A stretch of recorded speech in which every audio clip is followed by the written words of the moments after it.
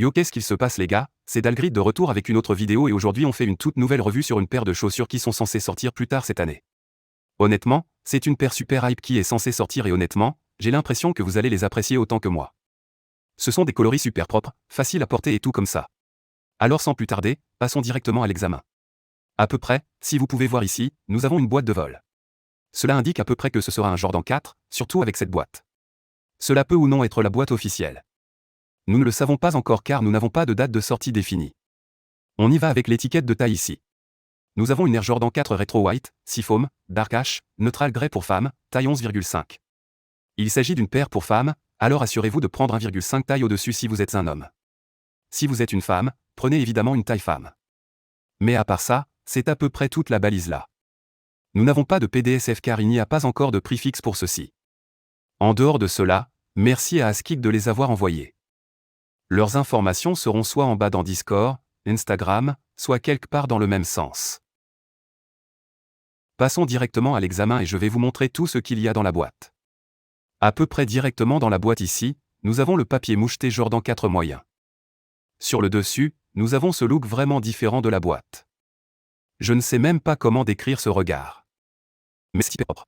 L'autocollant Y met au mauvais endroit, il devrait être ici. Mais à part ça, ce n'est que la boîte. Passons directement aux chaussures.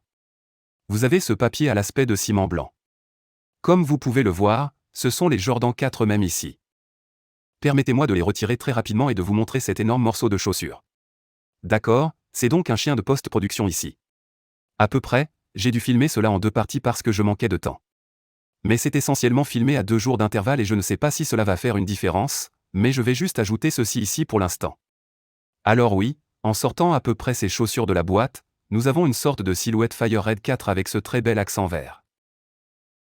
Je les aime vraiment plus que les Fire Red 4 et les Motorsport à cause de la différence de couleur. C'est une couleur si subtile et agréable.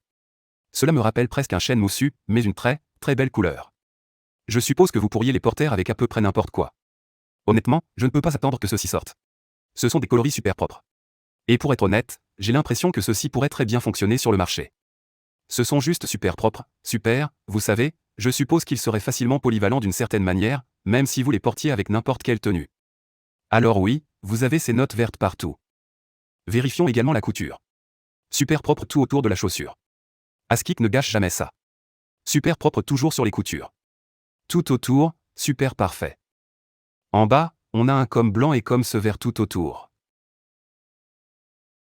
Super propre. Jonctement s'intéresse à tous ceux qui savent.